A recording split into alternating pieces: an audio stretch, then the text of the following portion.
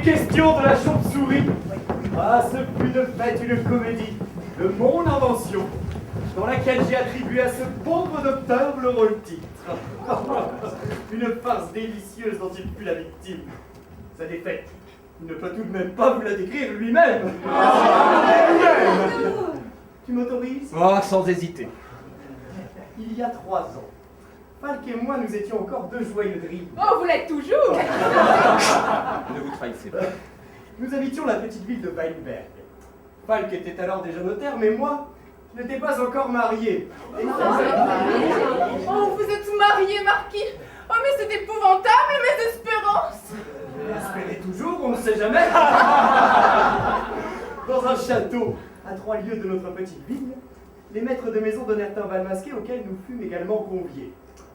Je me déguisais en papillon et Falk en chauve-souris, complètement cousu dans un pelage brun, avec de longues serres, de larges ailes et un monstrueux bec jaune.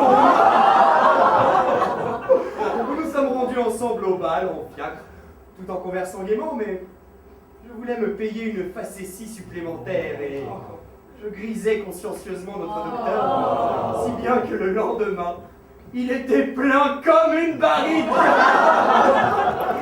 Je l'ai alors roulé jusqu'à la place du village, je l'ai allongé sous un arbre et j'ai filé sans lui. Il ne remarqua rien, hein. Mais il dormait comme une marmotte. Le lendemain, il fut obligé de traverser toute la ville en plein jour, dans son déguisement de chauve-souris à la risée des gamins des rues et des passants, pour arriver enfin chez lui sous bonne escorte. Oh mes amis, depuis ce jour, à Weinberg, on ne l'appelle plus autrement que Docteur Chauve-souris. Et ne s'est-il pas vengé de cette grosse plaisanterie? Ouh, je suis sur mes gardes. Ce n'est que partie remise. Nous verrons bien dès demain qui de nous mérite le prix du premier plaisantin. Rira bien qui rira le dernier. Marquis, cette histoire de chauve-souris est superbe, hein. Une telle plaisanterie ne peut venir que d'un marquis. Champagne!